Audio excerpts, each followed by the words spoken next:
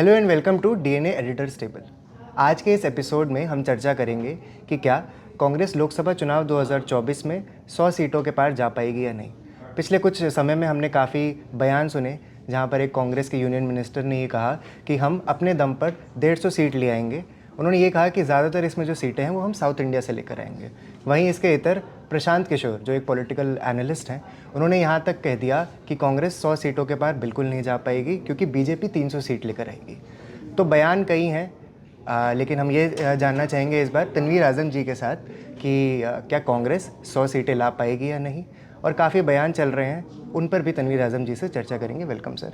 Sir, आपको क्या लगता है कि कांग्रेस इस बार 100 सीटें जीत पाएगी या नहीं? बीजेपी कह रही है हम 400 लेके आएंगे, इंडिया अलायंस कह रहा है कि हम इतने लाएंगे, लेकिन कांग्रेस पर इतनी बात नहीं हो रही है कि क्या वो 100 लेकर आ पाएगी या नहीं। आपको क्या लगता है, आपका एनालिसिस क्या है इस पर? देखिए, अगर बीजेपी जो शुरुआत करें तो आप ये मान के चलिए कि बीजेपी जो सिर्फ बीजेपी है, तो बीजेपी तकरीबन जब चुनाव शुरू होते हैं लोकसभा के चुनाव, तो ये मान के चलिए आप कि वो 140-150 सीटों से स्टार्ट करते हैं। मतलब कहने का मतलब ये है कि वो 140-150 सीटें बीजेपी की पक्की है, जो कि बीजेपी हर हाल में जीतेगी। उससे कम बीजेपी कभी जा ही नहीं सकती है अभी के जो सिनेरियो है उसमें।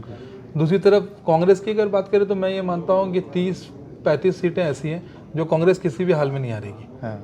जो अभी जो सिनेरियो है अभी उसमें कभी भी नहीं आ रही। कौन सी सीटें? वो जैसे केरला की कुछ सीटें हैं, तमिलनाडु की कुछ सीटें हैं। अब जो आपका सवाल है, और बहुत इंटरेस्टिंग सवाल है क्योंकि इस पे कोई चर्चा ही नहीं कर रहा। ठीक है भाई, लोग अब चर्चा ये कर रहे हैं कि एनडीए इतना ला पाएगी, बीजेपी इतना लाएगी, इंडिया ब्लॉक कितना लाएगा, कांग्रेस खुद कितना लाएगी। और मैं आपको और अपने दर्शकों को ये बता दूं कि ये जो चुनाव के जो नतीजे हैं, ये कांग्रेस क्या करेगी उस पर बहुत ज़्यादा डिपेंड करते हैं।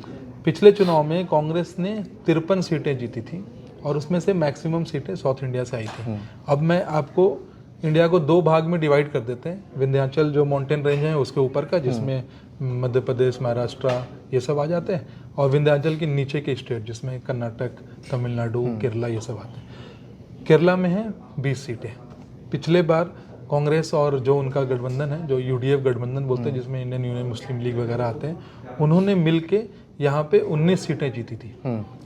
कांग्रेस ने अकेले यहाँ पे 15 सीटें जीती थी केरला में पिछले बार। मुझे नहीं लगता कि कांग्रेस इस बार भी 15-16 सीटों से कम केरला में जीतेगी। अब केरला से निकल के आते हैं तमिलनाडु में 39 सीटें हैं। कांग्रेस 10 सीटों पे लड़ रही है, बाकी सीटों पे डीएमके और जो उनके अलायंस पार्टनर्स हैं वो लड़ रहे हैं। कांग्रेस, मुझे लगता है कि यहाँ पे 10 के 10 सीट निकाल ली जाएगी, क्योंकि किसी भी सीट पे जो कांग्रेस के खाते में जो सीट है उस पर कोई बहुत ज़्यादा कांटे की टक्कर या ऐसा कुछ है नहीं। तो मुझे लगता है तमिलनाडु में कांग्रेस 10 सीटें निकाल लेगी। तमिलनाडु में हमने ये भी देखा है कि एआईएडीएमके और बीजेपी इस बार अलग लड़ रहे हैं और उससे भी नुकसान होगा दोनों पार्टी को। बिल्कुल। उसके बाद आप आ जाए तेलंगाना। तेलंगाना में है 17 सीटें। पिछले बार कांग्रेस ने जीती थी 3 सीटें। अब कांग्रेस की वहाँ पे सरकार है, रेवंत रेड्डी चीफ मिनिस्टर हैं और बड़े स्ट्रॉन्ग, बहुत अच्छे लीडर के तौर पे उभर के आए हैं। और रेवंत की जो स्कीम जो उन्होंने बताई थी, जो वादा किया था, उनको धीरे धीरे पूरा कर रहे हैं जितना उनको टच समय मिला। तेलंगाना में जो बीआरएस, जो पहले टीआरएस थी अब बीआरएस है, और केसीआर की, वो अब डिसिमेट हो चुकी है मोर और लेस। तो उसका फ़ायदा कांग्रेस को भी होगा और बीजेपी को भी होगा, लेकिन ज़्यादा फायदा कांग्रेस को होगा क्योंकि कांग्रेस का वहाँ पे एक अच्छा बेस बन गया है। तो 17 सीटों में से मेरे अंदाज से कांग्रेस वहाँ पे 3 सीटों से बढ़ के इस बार 10-12 सीटों पे जाएगी। 10 से 12 मतलब इस पर हमने एक पिछले वीडियो में चर्चा भी करी थी, पूरी एक डिटेल, अगर आप चाहें तो उसे भी देख सकते हैं। कर्नाटक में आ जाते हैं। कर्नाटक में 28 सीटें। पिछले बार कांग्रेस ने केवल 1 सीट जीती थी, केवल 1 सीट। ये तब की बात है जब बीजेपी की वहाँ पे स्टेट गवर्नमेंट थी। 1.5 साल पहले जो चुनाव हुए उसमें कांग्रेस ने बहुत प्रचंड बहुमत प्राप्त किया। कर्नाटका में कांग्रेस, और कर्नाटका और तेलंगाना में कांग्रेस इस टाइम सबसे स्ट्रांग है पूरे इंडिया में, अगर आप ऐसे कांग्रेस की बात करें तो। मुझे लगता है इस बार कांग्रेस बहुत गेन करेगी क्योंकि बीजेपी कमज़ोर पड़ गई है, वहाँ पे कांग्रेस मजबूत हो गई है। तो मुझे लगता है कि 28 सीटों में कांग्रेस कम से कम 12 से 15 सीटें निकालेगी। मतलब 1 सीट से सीधा वो 12 से 15 के बीच में जाएगी। और मैं अपने दर्शकों को ये बता दूं कि ये आकलन है, ये मतलब हम लोग कोई सेफोलॉजिस्ट नहीं है। We just analyse trends, ground पे जो हो रहा है, कौन सी पार्टी कैसी मजबूत है, कैंडिडेट क्या है, कैंपेनिंग किस तरीके से हुई, उसके आधार पे ये नतीजे ये नतीजे बिल्कुल नहीं है, ये आकलन है। और एक वैधानिक चेतावनी मैं पहले दे दूं कि ये बस आकलन है और ये बहुत कंजर्वेटिव आकलन है। मतलब मैं कांग्रेस को फिर भी कम सीटें दे रहा हूँ, मतलब थोड़ा ऑप्टिमिस्टिक हो सकते हैं हम लोग यहाँ पे। तो इस तरीके से अगर आप साउथ की सीटों को ही, इन 4 स्टेट को ही जोड़ दें, केरला, तमिलनाडु, तेलंगाना और ये, तो कांग्रेस के तकरीबन 48 से 52 सीटें बनती भी दिख रही हैं साउथ से। तो ये तो वो सीट उतने नंबर हो गए जितने कांग्रेस ने पिछले बार हासिल किए थे। पिछले बार 53 सीटें थी कांग्रेस की। अब आ जाइए विंध्याचल के ऊपर, जहाँ पे हमारे, जिसको हिंदी पट्टी बोलते हैं, कौ बेल्ट वाला एरिया, वहाँ शुरू करते हैं राजस्थान से। राजस्थान पिछले 2 चुनाव से कांग्रेस एक भी लोकसभा की सीट नहीं जीत रही है इस बार, लेकिन राजस्थान की हवा बिल्कुल अलग है। और ये मैं दावे के साथ कह सकता हूँ, यहाँ पे मैं दावे के साथ कह सकता हूँ कि कांग्रेस अपना खाता जरूर खोलेगी और कम से कम 5 सीटें लेके आएगी। हमने लेकिन पिछले कुछ समय में अशोक गहलोत का एक बयान सुना, उन्होंने कहा कि हम 10 सीटों से ऊपर भी लेकर आएंगे। तो वो तो देखिए, वो राजनीतिक हैं, वो लीडर हैं, पार्टी के लीडर हैं, वो तो अपना बोलेंगे ही। वो उनके बयान हैं, उनका हक है बोलने का। मुझे लगता है कांग्रेस राजस्थान में 5 से 8 सीटों के बीच में रह जाएगी। सीकर, झुंझुनू, नागौर, ये सब सीटें कांग्रेस के पाले में जाएंगी। महाराष्ट्र 48 सीटें हैं, यूपी के बाद सबसे ज़्यादा सीटें वहाँ पे हैं। कांग्रेस 48 में 18 सीटों पे लड़ रही है, जिसमें से मुझे लगता है 7 से 10 सीटें कांग्रेस के खाते में जाएगी। उसकी एक वजह ये भी है कि कांग्रेस ये जो 18 सीटें लड़ रही है, उसमें से ज़्यादातर सीटों पे वो बीजेपी के साथ उसका सीधा मुकाबला नहीं है। उसका मुकाबला या तो शिंदे ग्रुप से है या वो अजित पवार वाले फैक्शन से है। तो वो दोनों अच्छा नहीं करेंगे इस चुनाव में, ये मुझे पक्का। बीजेपी अच्छा करेगी वहाँ, ये दोनों अच्छा नहीं करेंगे, उसका फायदा कांग्रेस को होगा। गोवा में 2 सीटें हैं, कांग्रेस पिछली बार 1 सीटें जीती थी। इस बार वहाँ से मुझे लगता है कांग्रेस दोनों सीट निकाल ले जाएगी, क्योंकि गोवा में उनकी स्थिति अच्छी है। गुजरात में कांग्रेस पिछले बार 0 थी, इस बार गुजरात में मुझे बहुत ज़्यादा उम्मीद नहीं है। 1 आध सीट आपको आ जाए तो आ जाए, भरूच वाली। कांग्रेस को असेंबली इलेक्शन में कुछ बिल्कुल वाइप आउट हो गई थी कांग्रेस। बिल्कुल। मध्य प्रदेश में 1 सीट थी कांग्रेस की, कमलनाथ वाली, छिंदवाड़ा वाली।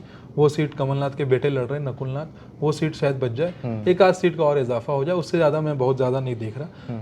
छत्तीसगढ़ में पिछले बार कांग्रेस की 2 सीटें थी, वो मतलब 2 के 2 ही रह सकती हैं, उससे ज़्यादा तो नहीं होंगी।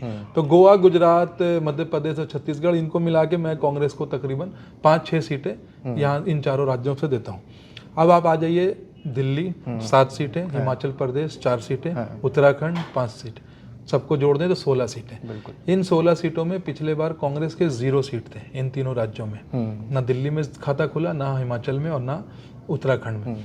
उत्तराखंड में इस बार भी खाता नहीं खुलेगा जहाँ तक मेरा अनुमान है। और हिमाचल में 1 सीट आ सकती है, दिल्ली में 1 आध सीट, तो मतलब 1 से 2 सीटें दे सकते हैं। पंजाब, हरियाणा, चंडीगढ़, इन सबको मिला दें, हरियाणा में अच्छा करेगी, पंजाब में कांग्रेस ठीक ठाक करेगी, चंडीगढ़ की 1 सीट है, वो बीजेपी की सीट है। तो मिला जुला के यहाँ पे आप इनको 14 से 15 हरियाणा में कुछ टाइम से हमने देखा हरियाणा में 5-6 सीटें आ सकती हैं। बिल्कुल। और पंजाब में भी 7-8 सीटों का अनुमान है, पिछले बार भी 7-8 सीटें थी। जम्मू कश्मीर, लद्दाख में तकरीबन 2 सीटें आ सकती हैं। उत्तर प्रदेश, बिहार, झारखंड, यहाँ पे कांग्रेस पिछले बार से अच्छा करेगी। उत्तर प्रदेश में 1 सीटें थी, इस बार 2-3 हो सकती हैं। रायबरेली तो रहेगी, अमेठी हो सकता है ऐड हो जाए, सहारनपुर ऐड हो जाए, 1 आध पूर्वांचल से ऐड हो जाए, तो तकरीबन 6 से 9 सीटें।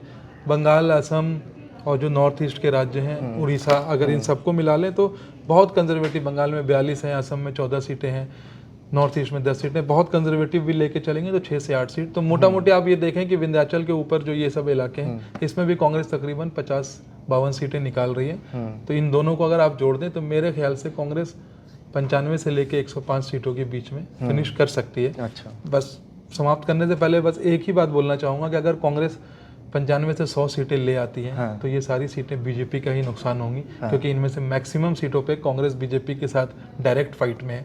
और अगर वो 30 सीटें बीजेपी के कॉस्ट पे गेन करती है तो वो बीजेपी का लॉस है, और वो बीजेपी के लिए ये अच्छी खबर नहीं होगी। बाकी नतीजे जून 4 को आएंगे, लेकिन हाँ, मुझे लगता है कि कांग्रेस 100 नहीं तो 90-95 सीटों के बीच में रह सकती है। ऐसा मुझे आकलन मैं कर सकता हूँ, क्योंकि हमने कई बार देखा है कि जहाँ स्ट्रेट फाइट हुई है बीजेपी और कांग्रेस की, वहाँ पर हमेशा कांग्रेस ज़्यादातर हारी ही है। लेकिन अगर आप जैसे कह रहे हैं कि कांग्रेस यहाँ पर जीतती है, तो हो सकता है कि 100 के पार इस बार उनकी टैली जा सके। तो इस बार कांग्रेस 100 के ऊपर सीट ला पाएगी या नहीं, ये तो आपको 4 जून को ही पता चलेगा। आपको हमारा वीडियो कैसा लगा आप हमें कॉमेंट सेक्शन में बता सकते हैं। लेकिन तब तक के लिए DNA को देखते रहिए। Stay tuned.